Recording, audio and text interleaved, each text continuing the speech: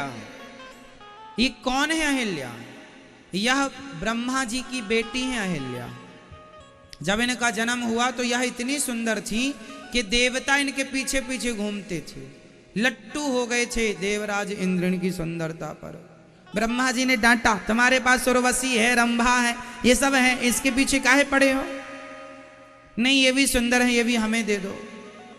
ब्रह्मा जी ने कहा दोबारा दिखना मत, चलो यहां से।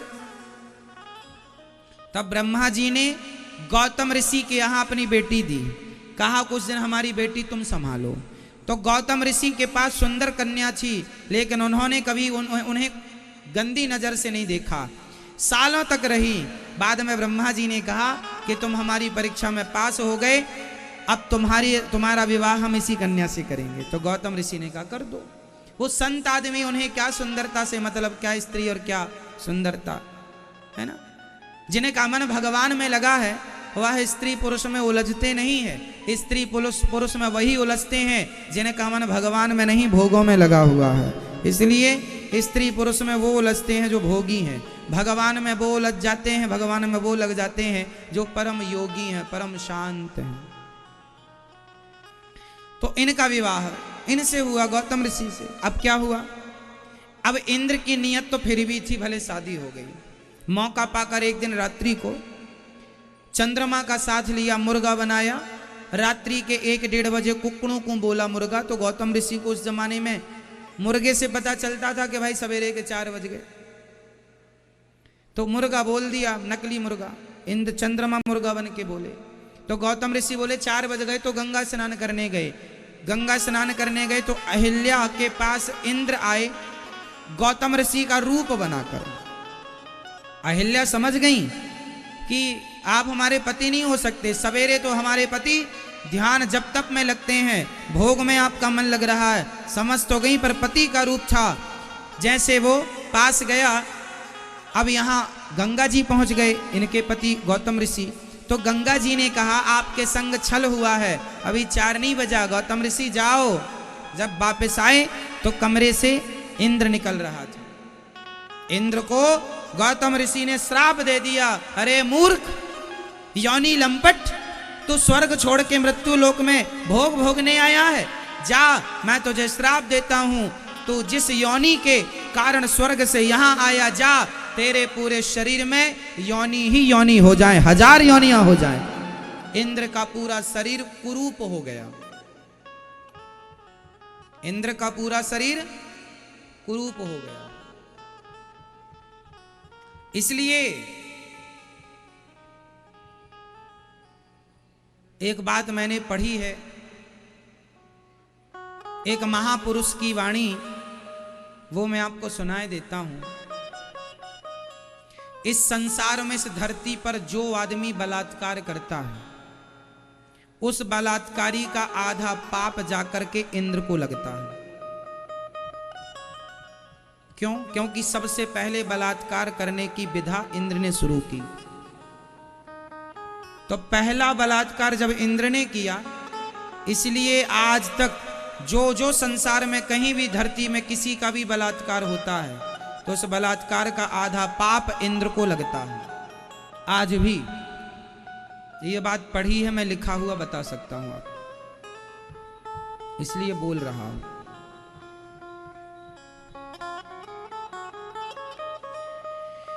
तो इंद्र सबसे पहले ये गलत हरकत उन्होंने की, इसलिए इंद्र को दंड, इसलिए इंद्र भले स्वर्ग के राजा हैं, पर आज तक इस धरती में इंद्र की पूजा नहीं होती। कहीं आपने मंदिर ना देखे होंगे, इंद्र की पूजा नहीं होती, भगवान की पूजा होती है। इंद्र अपूज्य है, इंद्र पूज्य नहीं है, इसलिए इंद्र की पूजा नहीं हो। भले राजा हो तुम स्वर्ग के, फिर पूजा वूजा नहीं होगी, क्योंकि तुम्हारी हरकत अच्छी नहीं है।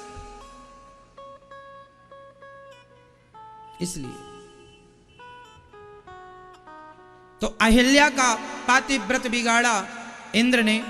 तो अहिल्या, इंद्र को श्राप क्या मिला? तेरे पूरे शरीर में योनि हो जाए। बाद में वही योनि इंद्र की आंख बन गई थी, आंख के रूप में भगवान ने परिणित कर दी थी कृपा करके। बहुत सालों के बाद जब ये छिपा छिपा घूमते, फिर किसी को सकल सालों साल तक, सैकड़ों साल तक इंद्र ने किसी को मुंह नहीं दिखाया।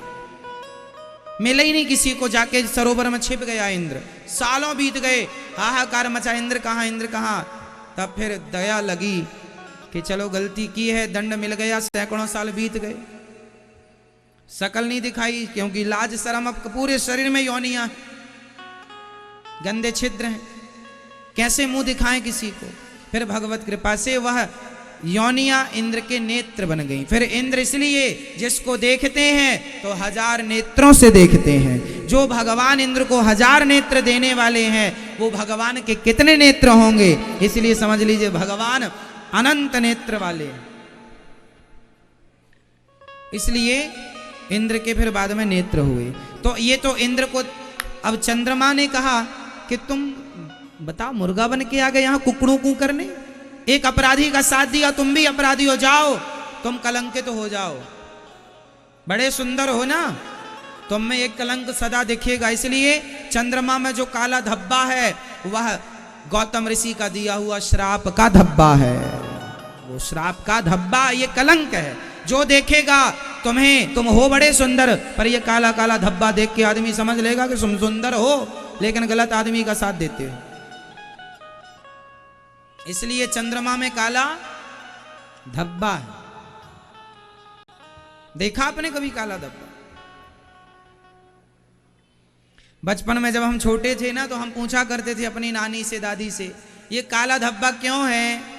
तो हमारी दादी कहानी सुनाया करती थी। पहले बादल नीचे हुआ करते थे तो चांद नीचे थी। एक बूढ़ी अम्मा, बहुत नीचे बादल आ गए, चांद भी नीचे आ गए, खड़ी ना हो पाई, वो झाड़ू लगा रही थी। जब तक झाड़ू लगा रही थी तो बादल सब नीचे आ गए, चांद नीचे आ गया। तो उसने एक झाड़ू मारी, खोपड़ी में आके बैठ रहा है। तो झाड़ू मारी तो वो काला काला झाड़ू का दाग हो गया। ऐसा समझा दिया करती थी दादी अम्मा। इसलिए चंद्रमा काले हैं, सांवले अर्थात धब्बा है, ऐसा दादी बोला करती थी। समझा दिया। हम बच्चों को पूछा करते थे क्यों काला। बच्चों की जिज्ञासा बड़ी होती है, माँ बाप भी कितना समझाए, कोई ना कोई बहाना से पिंड छुड़ा लेते थे वो लोग। क्या ये कहानी आपने सुनी कि अपनी दादी नानी से, कि पहले चंद्रमा नीचे था, बादल नीचे था, वो झाड़ू लगा रही थी तो और नीचे आ गया, तो वो खड़ी नहीं हो पाई तो उसने एक झाड़ू मार दी। सुनी आपने? सब ने सुनी, पर अपन सब एक से हैं।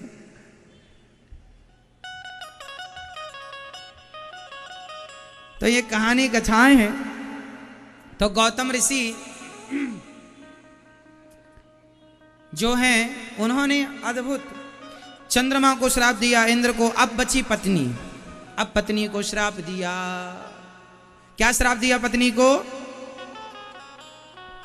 पत्नी को श्राप दिया, जाओ, तुमने पति को पहचाना नहीं, पति कौन है, जाओ पत्थर हो जाओ तुम। चरणों में गिर पड़ी, प्रभु क्षमा कर दीजिए, मेरा कोई अपराध नहीं है, मैं इंद्र के पास नहीं गई थी, इंद्र मेरे पास आया था, आपका रूप बना कर आया, मैं कैसे जानती। पतिव्रता हो, तुम जान सकती थी।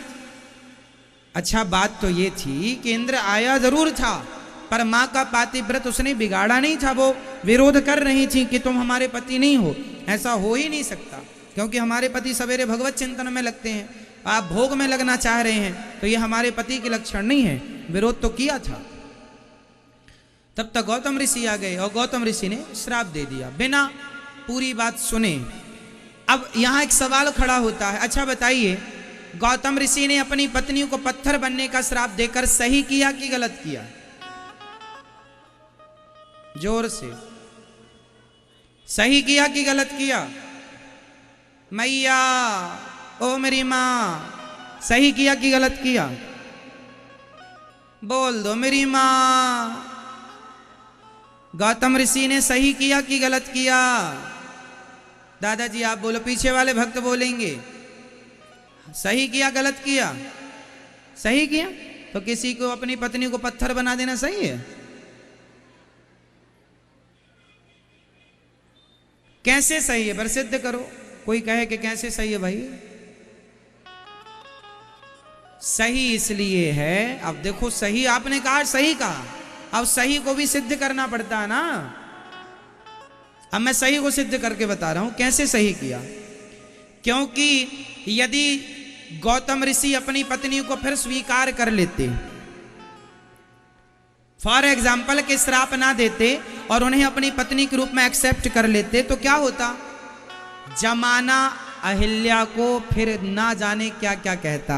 माता सीता को दुनिया ने कहने से नहीं छोड़ा तो फिर तो इनको छोड़ देते, गौतम जी की नारी को जीने ना देते दुनिया वाले। तुम ऐसी हो, तुम वैसी हो, तुमने ये किया।